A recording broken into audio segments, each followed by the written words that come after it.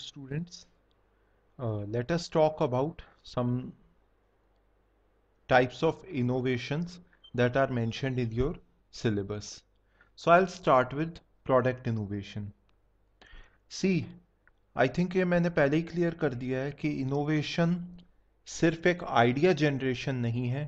जब वो idea actual में सफल होकर दिखाता है और आप सबके सामने नतीजे होते हैं, तो उस नतीजे को हम इनोवेशन कहते हैं। इन अदर वर्ड्स, अगर मेरा एक आइडिया है कि जिस तरीके से खिलौने चलते हैं स्प्रिंग पर, और मैं ऐसी स्प्रिंग की गाड़ी बनाऊंगा जो 15-20 किलोमीटर चल सकेगी, तो ये अपने आप में इनोवेशन तब तक नहीं होगी जब तक कि ऐसी गाड़ी बन नहीं जाए। तो इनोवेशन इज समथिंग जो कि विजिबल हो as results of good idea generation, good creativity. अच्छी क्रिएटिविटी के जो नतीजे हैं, जब वो विजिबल हों तब हम उन्हें इनोवेशन कहते हैं। So let us focus on product innovation. तो कोई भी प्रोडक्ट में जब इतनी चेंजेस आ जाते हैं कि वो क्लियरली कस्टमर को दिख जाएं, तो आप कह सकते हैं कि उस प्रोडक्ट में इनोवेशन किया गया है। और ज़रूरी नहीं है कि वो सिर्फ आपको दिखें, आप उसे फील कर सकते हैं, आप उसे सुन सकते हैं, आप उसे अपनी सिक्स्थ सेंस से क्लियरली समझ सकते हैं कि हाँ, इस प्रोडक्ट में कोई ना कोई पॉजिटिव चेंज आया है। सर्विसेज में भी यही बात है। जब आपकी किसी कंपनी की सर्विसेज आपको बेटर लगती हैं, then you say that the service has gone through an innovation phase. कुछ नया हुआ है इस सर्विस में। So let us understand some of the attributes जो कि इसमें included हैं। ये कुछ attributes हैं जो कि improve हो सकते हैं। The first thing is quality of product. आपके प्रोडक्ट की क्वालिटी अगर इम्प्रूव हो जाती है तो वो इनोवेशन में शामिल है। उसके अलावा उस प्रोडक्ट की परफॉर्मेंस, टेस्ट और एक्सपीरियंस, जो आपका जो कस्टमर एक्सपीरियंस हो रहा है, जो आपका अनुभव है उस प्रोडक्ट के साथ, या उसका टेस्ट, या फिर उसकी परफॉर्मेंस, वो जिस भी कार्य के लिए बनी है वो इम्प्रूव होता है, तो दैट इज प्रोडक्ट इनोवेशन। उसका साइज, इन मोस्ट केसेस चीज़ों का साइज छोटा होता है उसी फंक्शन के लिए, तो हम उसे बेटर मानते हैं। So size is also an attribute. अगर ये एट्रीब्यूट्स चेंज होते हैं और पॉजिटिवली चेंज होते हैं, तो हम कहेंगे कि प्रोडक्ट इनोवेशन है। यूसेज एफिशिएंसी, या तो बिजली कम इस्तेमाल करता है या फ्यूल कम इस्तेमाल करता है, या फिर उसमें पैसे कम लगते हैं उसकी रेगुलर रनिंग में, ये होती है यूसेज एफिशिएंसी। एफिशिएंसी मतलब किफ़ायत। ये किसी भी तरह की हो सकती है, वक्त भी बच सकता है आपका। The next is production cost. अगर प्रोडक्शन कॉस्ट किसी तरीके से कम होती है, तो प्रोडक्ट रिलेटेड इनोवेशन ही है ये, क्योंकि अल्टीमेटली ये उस प्रोडक्ट के प्राइस को भी कम कर सकती है। एक अच्छा एग्जांपल है 3G versus 4G technology. 3G में ज़्यादातर प्रोसेसिंग होती थी ऑन द टॉवर, 4G में ज़्यादातर प्रोसेसिंग होती है ऑन द मोबाइल फ़ोन। उसमें सिर्फ एक इंटरनेट का सिग्नल आता है, उसी पे सब कुछ आता जाता है। चाहे आपकी फ़ोन कॉल हो, चाहे आपका SMS हो, चाहे आपका इंटरनेट हो, सब कुछ works on the internet line. उसका जो सिग्नल है, इंटरनेट का रेडियो सिग्नल है, दैट इज़ 4G। तो उससे प्रोडक्शन कॉस्ट कम हो गई। उसके अलावा एंड्योरेंस, रिलायबिलिटी, ड्यूरेबिलिटी, कोई प्रोडक्ट कितना टफ है, ये भी इसमें आता है। दूसरे गवर्नमेंट के और अन्य जो स्टैंडर्ड्स हैं, उनसे कितना कंफर्म करता है वो प्रोडक्ट, ये भी इंक्लूडेड है उसके, you can say, product innovation में। अगर नए स्टैंडर्ड्स को कोई प्रोडक्ट कंफर्म करे, तो यू विल से कि इट हैज़ गुड क्वालिटी।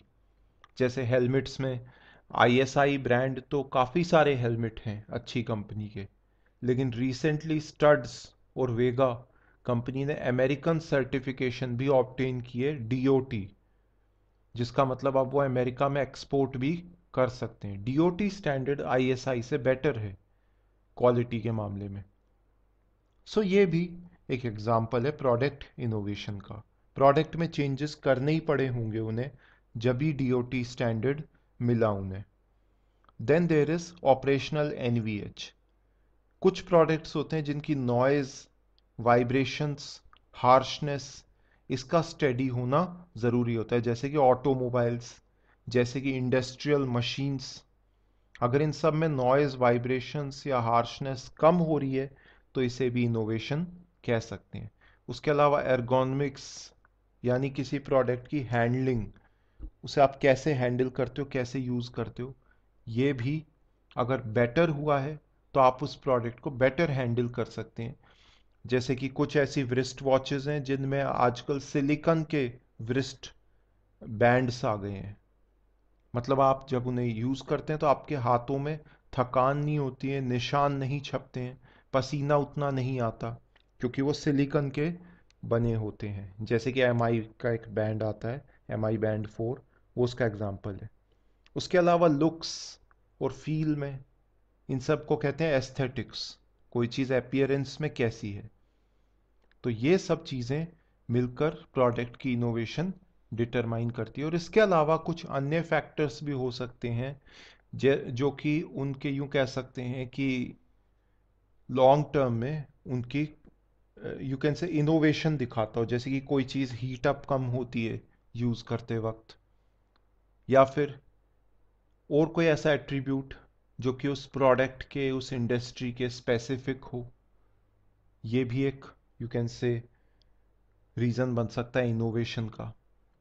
सो इस तरीके से आप इनोवेशन प्रोडक्ट में लाते हैं। लेकिन एक बात है, ये सारी जो इनोवेशन है एक फनल जैसी है। फनल मीन्स आप काफ़ी सारी चीज़ें सोचते हैं, आइडियाज़, और उनमें से कुछ आइडियाज़ को रिजेक्ट कर देते हैं, सिर्फ चुने हैं हुए चुनिंदा आइडियाज़ को आगे ले जाते हैं अपनी एक्सेप्टेंस की ओर।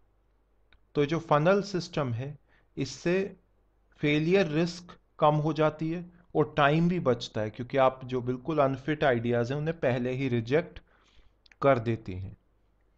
एक अच्छा एग्जाम्पल है, अच्छा एक बार इम्प्लीमेंटेशन पे बात कर लेते हैं।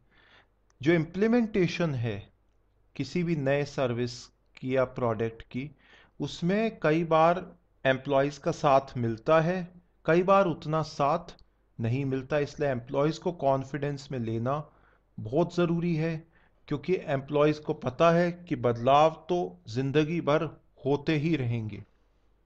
तो अगर इस बदलाव के साथ अगर एम्प्लॉय को भी थोड़ा बहुत बेनिफिट मिल जाए, 1% और 2% बूस्ट इन सैलरी या कोई बोनस मिल जाए, तो दैट वुड बी ग्रेट, क्योंकि उनका सपोर्ट पाना एक मैनेजर के लिए बहुत अच्छी न्यूज़ रहेगा। अदरवाइज चेंजेस को जनरली अप्रिशिएट नहीं किया जाता। बिजनेस वर्ल्ड में ही नहीं, कहीं भी चेंजेस को अप्रिशिएट नहीं किया जाता। एक एग्जांपल देना चाहूँगा मैं प्रोडक्ट इनोवेशन का। पहले शुगर इस्तेमाल की जाती थी चॉकलेट में ताकि उसका टेस्ट स्वीट रहे, क्योंकि आपको पता है कोकोआ बटर कड़वा है, बहुत कड़वा होता है, लेकिन उसी से ही चॉकलेट बनती है। वो सबसे हेल्दी इंग्रेडिएंट है। वो कोकोआ प्लांट से बनता है और कोकोआ बीन्स से, और सबसे हेल्दी इंग्रेडिएंट है एक चॉकलेट का। एक्चुअली आपको काफ़ी हेल्थ बेनिफिट्स देता है। लेकिन अगर आपने कोकोआ बटर मान लीजिए 70% कर दिया, 80% कर दिया, तो फिर वो मिठास इसलिए कम हो जाती है क्योंकि कोकोआ बटर कड़वा है, और सिर्फ 20 या 10% या 5% शुगर रह जाती है। और शुगर का थोड़ा बहुत होना ज़रूरी है चॉकलेट को मीठा रखने के लिए। तो आजकल क्या कर रहे हैं, चॉकलेट की जगह सैकरिन का इस्तेमाल कर रहे हैं। एक ऐसी चीज़ है, सैकरिन एक ऐसा केमिकल है जो 500 से 700 गुना मीठा है चीनी से। इसका मतलब जहां चीनी 20 ग्राम डलती थी एक मिक्सचर में, सैकरिन उसी मिठास के लिए कुल 0.01 ग्राम डलेगा। चीनी से कहीं ज़्यादा कम, बहुत कम। चीनी 20 ग्राम डलती थी, सैकरिन और कम डलेगा। तो इस वजह से बेनिफिट्स ये हैं कि आपकी चॉकलेट में कोकोआ बटर ज़्यादा हो सकता है, 75%, 80%, क्योंकि चीनी की तो रिक्वायरमेंट अब रही नहीं डालने की, और फिर भी वो चॉकलेट मीठी रह सकती है। उस चॉकलेट में कैलोरीज भी कम होगी क्योंकि शुगर नहीं है। और तीसरी बात यह है कि कॉस्ट कटिंग भी है, क्योंकि 20 ग्राम शुगर और 0.01 ग्राम सैकरिन में 0.01 ग्राम सैकरिन ज़्यादा सस्ता है शुगर के मुकाबले, क्योंकि उसकी मात्रा ही कम है पर चॉकलेट बार। तो ये एक प्रोडक्ट इनोवेशन का एग्जाम्पल है। अब आते हैं प्रोसेस इनोवेशन पे। नोट कीजिएगा कि प्रोसेस इनोवेशन का इफेक्ट कस्टमर को दिखे जरूरी नहीं है, बिल्कुल भी नहीं है। इनफैक्ट ज़्यादातर केसेस में प्रोसेस इनोवेशन का जो इफेक्ट है वो कस्टमर कभी जान ही नहीं पाता कि कंपनी में ये प्रक्रिया बदली है। तो कंपनी में काफ़ी सारे वर्क करने की अलग अलग प्रक्रियाएं होती हैं। ट्रांसपोर्टेशन की कोई प्रोसेस होती है कि अभी आप एक छोटा सा ट्रक इस्तेमाल कर रहे हैं ट्रांसपोर्टेशन के लिए, उसके लिए ड्राइवर रखना पड़ रहा है। तो प्रोसेस इनोवेशन क्या होगी कि अगर आप ज़्यादा दूर नहीं जा रहे हैं, 200 मीटर ही जा रहे हैं, तो वहाँ एक कन्वेयर बेल्ट लगा दो जो कि चलती रहेगी। उस पर कोई भी प्रोडक्ट डल गया तो वो आगे अपने आप पहुंच जाएगा, उसके लिए ड्राइवर की भी ज़रूरत नहीं पड़ेगी। तो this is an example of process innovation. Companies में, इंडस्ट्रीज में बहुत सारी छोटी बड़ी प्रोसेसेस होती हैं जो कि यू कैन से कि वो नेसेसरी होती हैं कंपनी के ऑपरेशंस के लिए। उन प्रोसेसेस को सुधारा जा सकता है ताकि कॉस्ट कम आए, या फिर लोग कम लगें उस वर्क में, या फिर ज़्यादा कन्वीनियंस हो, या फिर किसी भी और तरह का बेनिफिट हो, जैसे कि सरकार द्वारा बनाए गए किसी नियम कानून की पालना हो, या फिर कोई भी ऐसा फ़ायदा हो जो कि प्रोसेस के बदलने से या उसके सुधार से हमें मिल रहा हो। तो कंपनीज में मैनेजमेंट एनालिस्ट्स होते हैं जो कि एनालाइज करते हैं कि कहाँ कॉस्ट कटिंग का पोटेंशियल है। वो अक्सर प्रोसेस इनोवेशंस को सजेस्ट करते हैं इस बेसिस पर कि उन्हें क्या ऑब्जर्व किया। उसके बाद फिर मैनेजर्स, डिपार्टमेंट्स, एम्प्लॉयज, इन सब के कोऑपरेशन के साथ ही ये प्रोसेस इनोवेशन लाया जाता है। काफ़ी सारे प्रोसेस इनोवेशंस पिछले 30 सालों में जुड़े हुए हैं सिर्फ कंप्यूटराइजेशन से। अकाउंटिंग प्रोसेस कंप्यूटराइज्ड कर दी गई, supply chain management, production process पूरी कंप्यूटराइज्ड कर दी गई, आपको कंप्यूटर डेटा भी बता देता है। सप्लाई चेन मैनेजमेंट कंप्यूटराइज्ड कर दी गई। कम्युनिकेशंस, आप संचार करते थे लोगों से फ़ोन पे बात करके, पहले लैंडलाइन फ़ोन पे बात करके बताते थे कि हम माल भेज रहे हैं, या फिर कोई भी ऐसी बात, पूरा कंप्यूटराइज्ड कर दिया गया। तो काफ़ी प्रोसेस इनोवेशंस कंप्यूटराइजेशन से जुड़ी हुई हैं। और प्रोसेस इनोवेशंस के अंडर में ही आती हैं ऑर्गेनाइजेशनल और मार्केटिंग मार्केटिंग इनोवेशन और टेक्नोलॉजिकल इनोवेशंस। ये सब प्रोसेस के अंडर में है। हम इन्हें वन बाय वन स्टडी करेंगे। जो इंपॉर्टेंट इनोवेशंस हैं वो बेसिकली तीन ही है: प्रोडक्ट, प्रोसेस या बिजनेस मॉडल। बाकी सब कुछ इनके अंडर में आता है। तो ये तीन सबसे इंपॉर्टेंट है। अब बिजनेस मॉडल को अंडरस्टैंड कर लेते हैं। बिजनेस मॉडल में ना तो हम प्रोडक्ट को बदलते हैं और ना ही हम प्रोसेस को बदलते हैं। हम बदलते हैं किस तरीके से हम बिजनेस कर रहे हैं, कहाँ से प्रॉफिट आ रहा है, क्या रिस्क बदल रही है, या फिर प्रॉफिट का जो, या फिर सेल्स का जो सोर्स है, इनकम सोर्स है, क्या वो बदल रहा है। इसे हम कहते हैं बिजनेस मॉडल इनोवेशन। और काफ़ी सारी चीज़ें इस पर बेस्ड इसलिए हैं क्योंकि ज़रूरी नहीं है कि आप एक ही जगह से इनकम करें। हो सकता है कि अगर आप कहीं और से इनकम करना चाहें तो आपको बहुत ज़्यादा आसान हो। For example PUBG. पास्ट में पबजी खेलने के लिए आपको पैसे देने पड़ते थे, आप पैसे देकर पबजी खेलते थे। अभी रिसेंटली उनने क्या किया, कस्टमर के लिए तो पबजी को कर दिया फ्री, पर अगर आप थीम्स या स्किन्स, गाड़ियों की स्किन्स या कोई गन्स हैं उनकी स्किन्स यूज करना चाहते हैं तो फिर आप उसके लिए थोड़े पैसे चुकाते हैं। ये बिजनेस मॉडल भी काफी सक्सेसफुल रहा और कुछ कस्टमर्स की तरफ से पैसे आने लग गए, ज्यादातर की तरफ से नहीं आते थे। बाद में उन्होंने दूसरी कंपनियों के ऐड देने स्टार्ट कर दिए कि अगर आपको 200 सिक्के चाहिए पबजी के तो आप इस कंपनी का ऐड देखो, और आप 20 सेकंड का एक वीडियो ऐड देखते थे। वो कंपनी पबजी के डेवलपर को पैसे देती थी। तो इस तरीके से अब नई कंपनियों से भी पैसा आने लग गया। पहले तो सिर्फ चुनिंदा पहले सारे कस्टमर से आता था जो कि बहुत कम थे, फिर चुनिंदा कस्टमर से आने लग गया जिसके वजह से गेम फ्री हो गया और सब ने इस्तेमाल करना स्टार्ट कर दिया, वो वायरल सा हो गया। और उसके बाद अब कंपनियां भी पैसे दे रही हैं। और अब मैंने सुना है कि पबजी के जो चीट्स हैं, चीट कोड्स हैं जो आपको इंटरनेट पर मदद करते हैं, वो एक चाइनीज कंपनी जिसका 5% हिस्सा है पबजी के ओनरशिप में, टेंसेंट के नाम से, वो चाइना में बेच रही है। तो वहां से भी वो पैसा कमा रहे हैं। तो पैसे ही पैसे हैं, कहीं ना कहीं से आ ही रहे हैं। एप्पल ने भी जब आईपॉड, आईपैड, आईफोन और आईट्यून्स को इंट्रोड्यूस किया था 2007 के आसपास, तो उन्होंने डाउनलोडेबल म्यूजिक से पैसा कमाना स्टार्ट किया। 15 रुपए में एक म्यूजिक ट्रैक डाउनलोड कर सकते थे आप अपने आईफोन में। वो भी एक तरह का इनोवेशन है। नेटफ्लिक्स भी एक एग्जाम्पल है। पुराने टाइम में वो किराए पर मूवीज देते थे, आज उनने ऑनलाइन प्लेटफॉर्म बना रखा है जिस पे एक्सक्लूसिव मूवीज हैं जो कि कहीं और आपको नहीं मिलती। टीवी पहले बिकते थे महंगे, आज स्मार्ट टीवी अपने हार्डवेयर के हिसाब से सिर्फ एक 6% मार्जिन की इंडस्ट्री रह गई है। मतलब 100 रुपए का टीवी बना आपको 106 पर मिलता है, और बाकी का जो मतलब कंपनी 106 में आगे बेचती है दुकानदारों को। क्यों?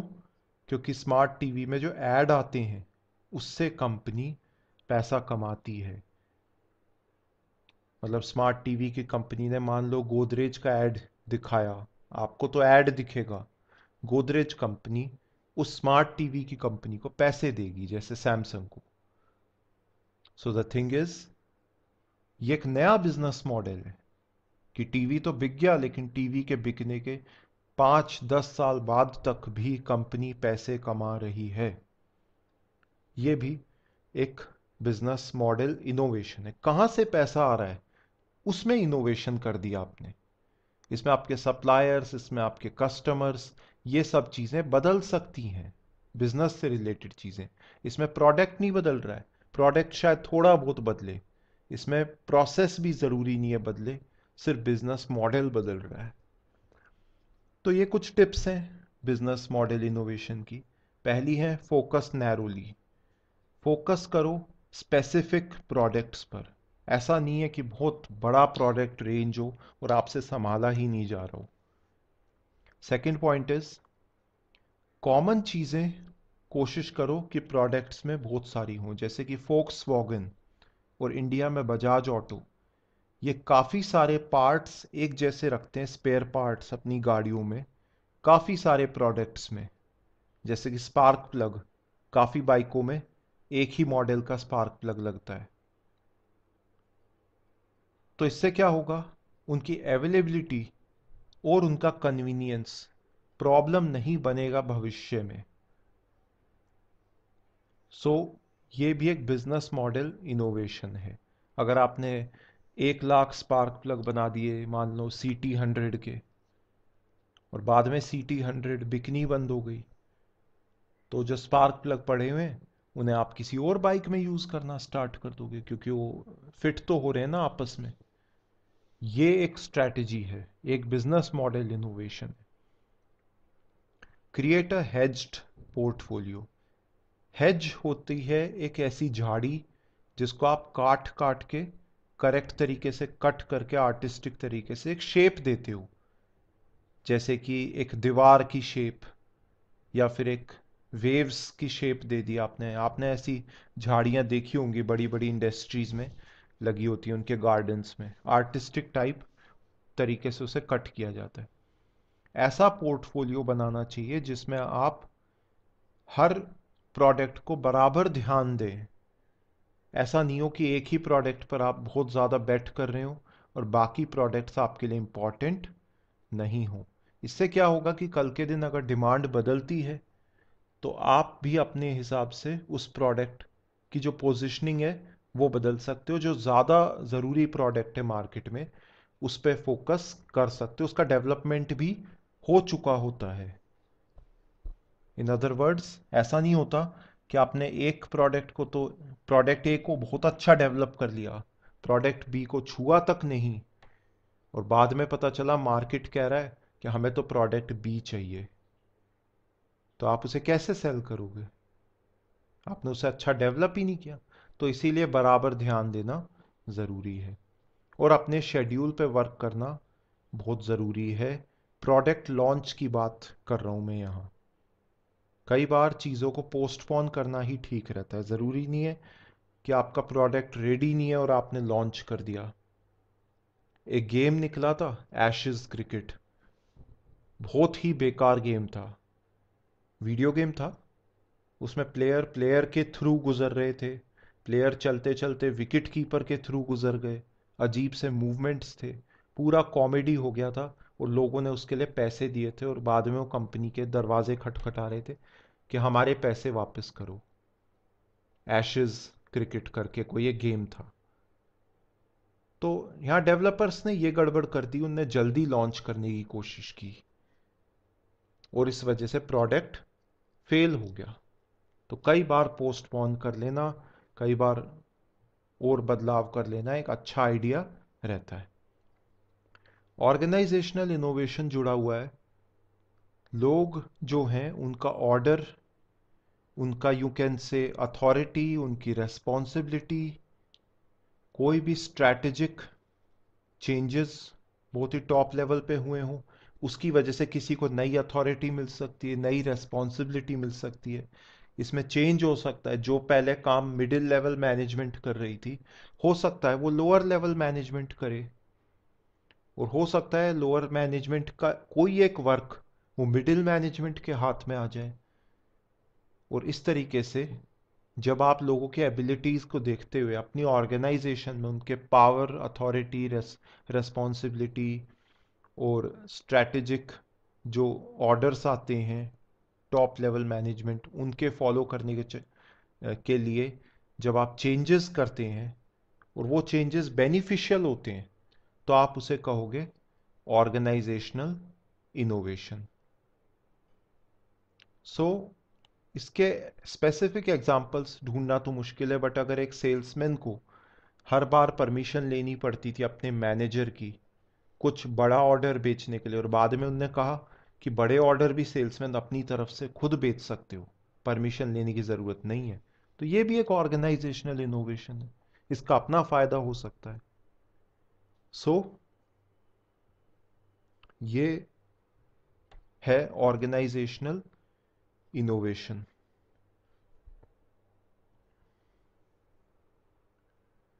तो ऑर्गेनाइजेशनल इनोवेशन बाकी सारी इनोवेशन टाइप से थोड़ी थोड़ी डिफरेंट है। यहाँ उसका एक चार्ट दे रखा है। और जो अगर ऑर्गेनाइजेशनल चार्ट ही आपका बदल रहा है, जैसे कि पहले लाइन ऑर्गेनाइजेशन होती थी, फिर लाइन एंड स्टाफ भी थी काफ़ी पुराने वक्त से, आजकल काफ़ी सारी हैं। आजकल मैट्रिक्स भी हैं, आजकल फंक्शनल भी है। फंक्शनल काफ़ी सालों से फेमस ऑर्गेनाइजेशनल टाइप है। इन सब के चार्ट्स अवेलेबल हैं ऑनलाइन, तो आप इन्हें अंडरस्टैंड कर सकते हैं। तो ये ऑर्गेनाइजेशनल इनोवेशन कहलाता है। कई बार ऐसा होता है जैसे ऑर्गेनाइजेशन का एक हिस्सा घर भेज दिया जाता है, डिसॉल्व कर दिया जाता है, जैसे कि क्लीनिंग स्टाफ या अकाउंटिंग स्टाफ, और ये वर्क दे दिया जाता है बाहर की कंपनियों को कि हमसे पैसे लो और हमारा ये वर्क कर लो, और इसमें आप कंपनी बदल भी सकते हो, तो आपको उलझना नहीं पड़ता एम्प्लॉयज से डायरेक्टली, सिर्फ कंपनी टू कंपनी बात होती है। और इस तरीके से ये भी एक ऑर्गेनाइजेशनल इनोवेशन का एग्जाम्पल है। और यहाँ इस पैराग्राफ में और बहुत सारे एग्जाम्पल्स हैं। कुछ जॉब पोजीशंस हटाई जा सकती हैं। आपको लगता है मैनेजर है, असिस्टेंट मैनेजर है और एग्जीक्यूटिव है, तो आप असिस्टेंट मैनेजर की पोजीशन को ही हटा सकते हो कि छोड़ो, हटाओ, इसके जो पोजीशन है उसके काम या तो थोड़े बहुत एग्जीक्यूटिव कर लेगा जो उसका जूनियर है, और थोड़े उसका सीनियर कर लेगा। तो these are all examples of organisational innovations. Technology innovation, कोई भी टेक्नोलॉजी में अपग्रेडेशन हो, जो कि हो सकता है प्रोडक्ट इनोवेशन का भी हिस्सा हो। तो टेक्नोलॉजी इनोवेशन कहीं ना कहीं प्रोडक्ट या प्रोसेस को नई टेक्नोलॉजी पर लाने का तरीका है, पुरानी टेक्नोलॉजी से आगे बढ़ने का। कोई डीजल से चल रही थी कोई चीज़, आपने उसे इलेक्ट्रिसिटी से चलाना स्टार्ट कर दिया कम पॉल्यूशन के लिए और बेहतर एफिशिएंसी के लिए, तो ये टेक्नोलॉजी इनोवेशन का एक अच्छा एग्जाम्पल है। तो टेक्नोलॉजिकल प्रोडक्ट और प्रोसेस इनोवेशंस वो सब हैं जिसमें कि जो भी कोई प्रोडक्ट है या प्रोसेस है उसको सुधारा जा सकता है। ये दोनों इसके टाइप्स हैं। टेक्नोलॉजी से या तो प्रोडक्ट सुधरता है या प्रोसेस सुधरती है। इन रेयर केसेस बिजनेस मॉडल भी आपका बदल सकता है। तो इट ऑल डिपेंड्स अपॉन कि क्या उस चीज में टेक्नोलॉजी का कोई रोल है या नहीं है। और टेक्नोलॉजी का रोल है तो हम अन्य इनोवेशंस तो कहेंगे ही उसे, टेक्नोलॉजिकल इनोवेशन भी कहेंगे। तो काफ़ी सारे इसके एग्जाम्पल्स हो सकते हैं, जैसे कि ट्रैवल इंडस्ट्री में ऑनलाइन बुकिंग होती थी और इंफॉर्मेशन का तरीका देने लग गए थे लोग कि भाई ये जो भी इंफॉर्मेशन है आप ऑनलाइन जाकर देख लो, फ़ोन करने की ज़रूरत ही नहीं पड़ती। तो ये भी टेक्नोलॉजिकल इनोवेशन है इंटरनेट का यूज़ करते हुए। और लेकिन नई थीम्स के साथ पैकेज टूर्स आपने इंट्रोड्यूस किए, वो टेक्नोलॉजिकल इनोवेशन नहीं है। तो हर चीज़ इसमें नहीं आती, सिर्फ टेक्नोलॉजी जो आप यूज़ कर रहे हो वो बदलनी चाहिए। फ़ोन की जगह इंटरनेट यूज़ कर रहे हो, यस, दैट्स टेक्नोलॉजिकल इनोवेशन। लेकिन अगर फ़ोन पे ही या इंटरनेट पे ही आपने कोई डिफरेंट मैटर अपलोड कर दिया तो वो अपने आप में इनोवेशन, टेक्नोलॉजिकल इनोवेशन नहीं है। तो थोड़ा सा इसे आइडेंटिफाई करना डिफिकल्ट होता है। एक टेक्नोलॉजी अपग्रेड होना ज़रूरी है इस कैटेगरी के प्रोडक्ट्स के लिए। तो ज़रूरी नहीं है कि ये कस्टमर को दिखे। जैसे प्रोसेस इनोवेशन है, वो कस्टमर को कई बार नहीं दिखती। आप श्री सीमेंट का एक कट्टा लेकर ये नहीं कह सकते कि प्लांट में उन्होंने वी बेल्ट लगाई है, कन्वेयर बेल्ट लगाई है या क्या लगाया है। तो कुछ चीज़ें दिखती नहीं हैं, बट कुछ चीज़ें दिख जाती हैं, खास तौर पे जो प्रोडक्ट से जुड़ी हों। मार्केटिंग इनोवेशन, मार्केटिंग से जुड़ी हर एक नई टेक्निक के बारे में जिससे हमें कोई ना कोई टेंजिबल या इंटेंजिबल फायदा या बेनिफिट मिलता है। अगर आप सेल्स के लोगों को बेटर कंट्रोल कर सकते हैं वो मार्केटिंग इनोवेशन है। आप प्रोडक्ट कस्टमर तक बेहतर तरीके से पहुंचा सकते हैं वो मार्केटिंग इनोवेशन है। आप अपने कस्टमर्स ढूंढ पा रहे हैं किसी सर्विस का इस्तेमाल करते हैं जैसे फेसबुक या कोई और सर्विस, तो वो भी मार्केटिंग इनोवेशन में शामिल होता है। मार्केटिंग में क्या क्या होता है ये आपको पता ही है। प्रमोशन होता है किसी प्रोडक्ट का, उस प्रोडक्ट को मार्केट के रिसर्च के अकॉर्डिंग बनाना भी इसमें शामिल होता है। प्राइस भी शामिल होता है कि क्या किस दाम पे उसे आप बेच रहे हो, एंड ऑब्वियसली कहाँ कहाँ बेच रहे हो, किन टेक्निक्स का यूज़ करते हुए बेच रहे हो, वो भी इसमें शामिल हैं। और उसके अलावा जो जो भी उसका हिस्सा होता है, डिस्ट्रीब्यूशन सिस्टम, और भी जितने एट्रीब्यूट्स हैं, सेल्स, सेल्स सबसे इंपॉर्टेंट एक्टिविटी है मार्केटिंग की, मार्केटिंग के अंडर में सेल्स आता है, तो वो भी मार्केटिंग इनोवेशन में शामिल है। जैसे कि एक कंपनी है एमआई करके, उसने अपने फ्लैश सेल्स से, ऐसी सेल्स होती थी कि 12 बजे एग्जैक्टली आपको फ़ोन ऑर्डर करना पड़ेगा तभी वो आएगा, पर वो बहुत सस्ता फ़ोन होगा और बहुत अच्छा होगा क्वालिटी में। तो ऐसे करके उन्होंने अपनी एडवर्टीजमेंट कॉस्ट बचाई। नहीं तो टीवी पे ऐड करते, सिनेमा हॉल में ऐड करते, उसमें खर्चा होता, खर्चा होता तो प्रोडक्ट महंगा होता, महंगा होता तो कभी कैच ऑन नहीं करता मार्केट में। आज ये कंपनी सैमसंग को टक्कर दे रही है। कैडबरीज ने टेस्ट भले ही चॉकलेट का सेम हो, टैगलाइन क्या दे दी, कुछ मीठा हो जाए। और ये दिवाली के वक्त, होली के वक्त ये बहुत चलती थी, ये इसकी एडवर्टीजमेंट्स।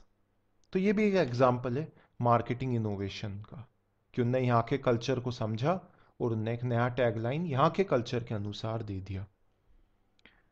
कभी किसी ने आपको कहा है कि मेरी कंपनी में मेंबर बन जाओ, ज्वाइन हो जाओ मेरे अंडर में? वो लोग होते हैं मल्टी लेवल मार्केटिंग के लोग। मल्टी लेवल मार्केटिंग वो होता है जिसमें कस्टमर और डिस्ट्रीब्यूशन सिस्टम एक ही होता है।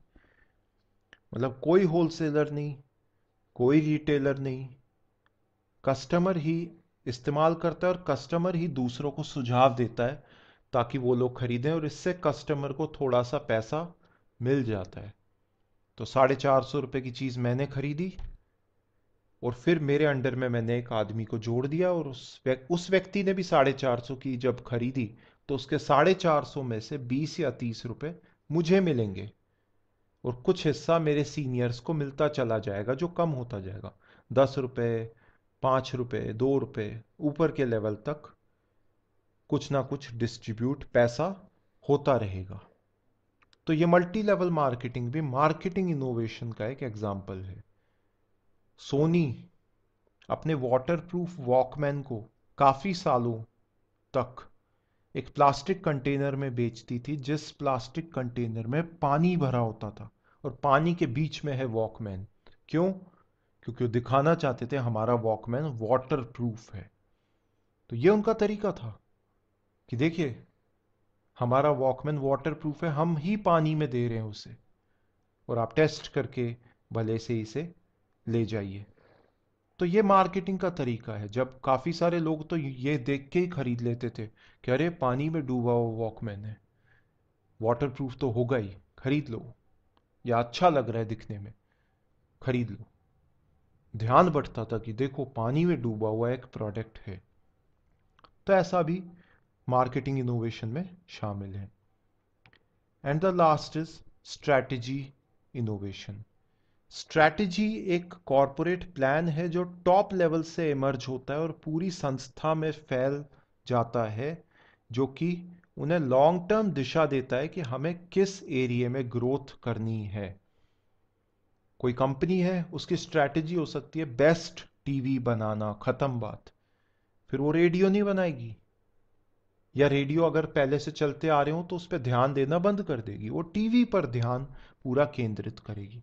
और ये बात धीरे धीरे टॉप लेवल से मिडिल लेवल और मिडिल लेवल से लोअर लेवल तक पहुंचती है और पूरी संस्था इसको मानती है।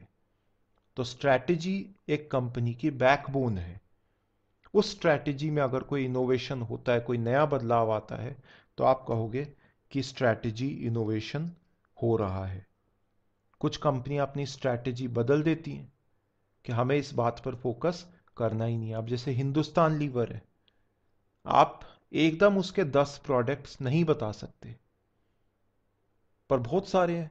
रेक्सोना है, लक्स है, सनसिल्क है।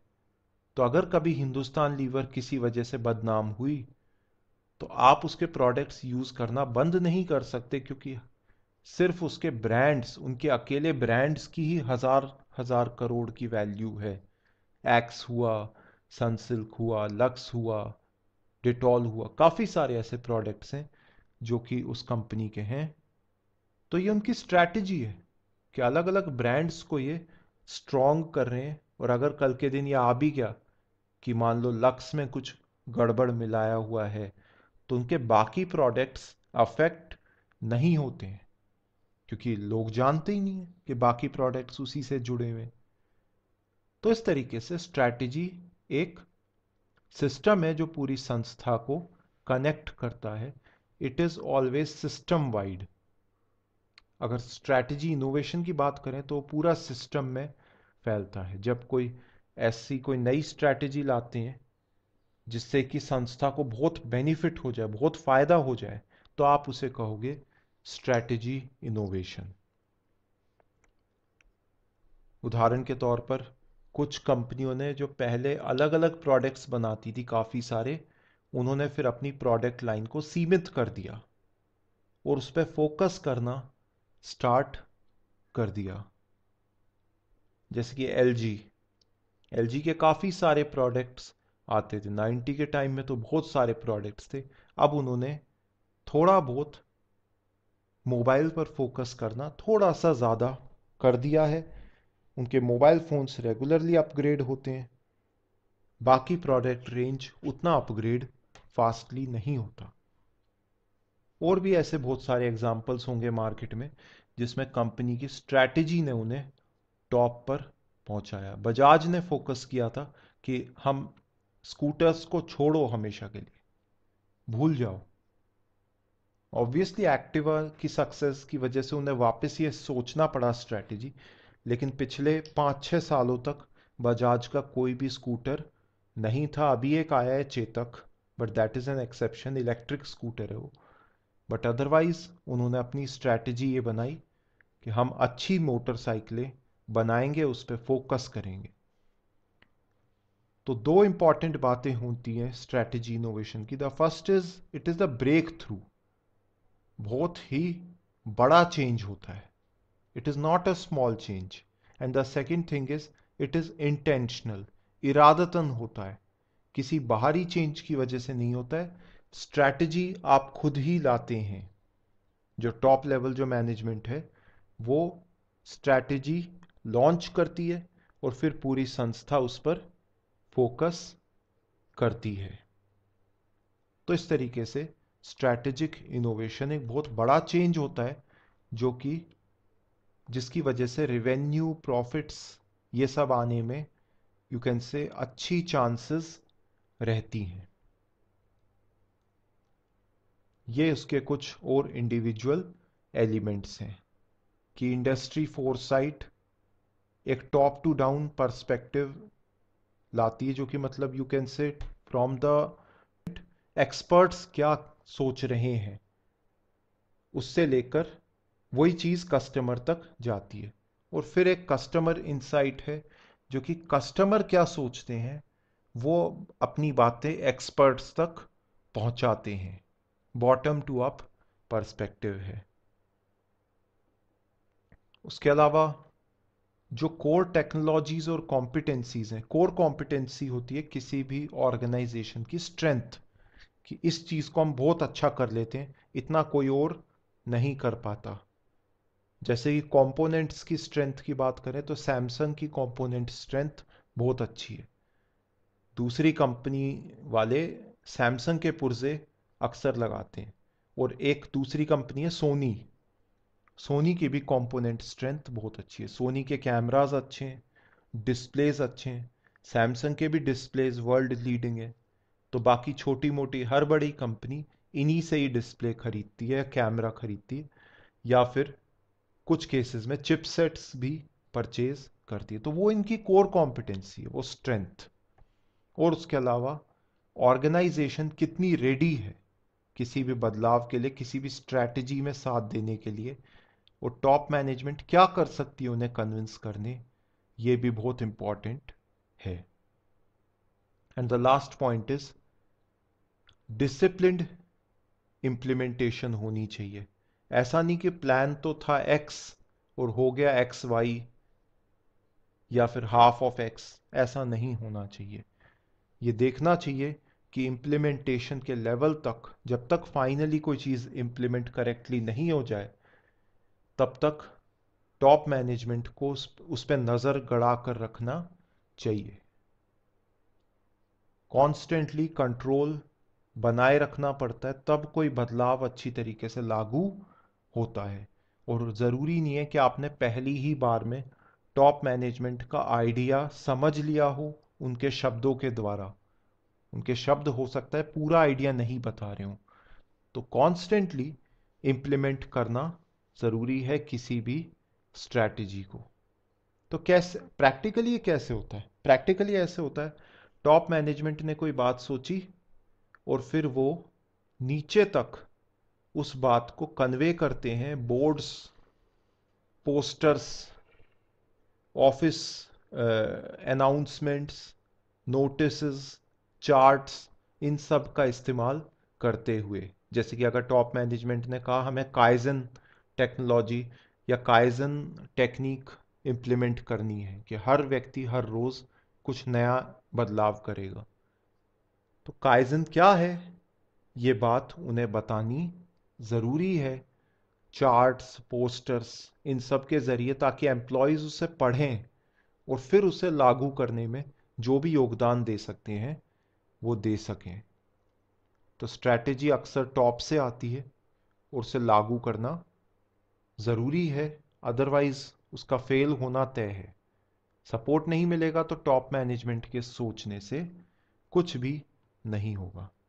With this, we finish the second half portion of our unit 1। और इसके साथ अपनी 3 यूनिट्स की क्लासेस, मतलब जो क्लासरूम में हुई थी और जो ऑनलाइन क्लास हो रही है, 3 यूनिट्स आर कंप्लीट। अगर आपके कोई क्वेश्चंस हैं तो प्लीज़ आप मुझे व्हाट्सएप पर सेंड कर सकते हैं, वॉइस मैसेज बनाकर सेंड कर सकते हैं, या फिर आप चाहें तो कमेंट भी कर सकते हैं इस वीडियो पे या फिर क्लासरूम में। Wish you all the best. Thank you.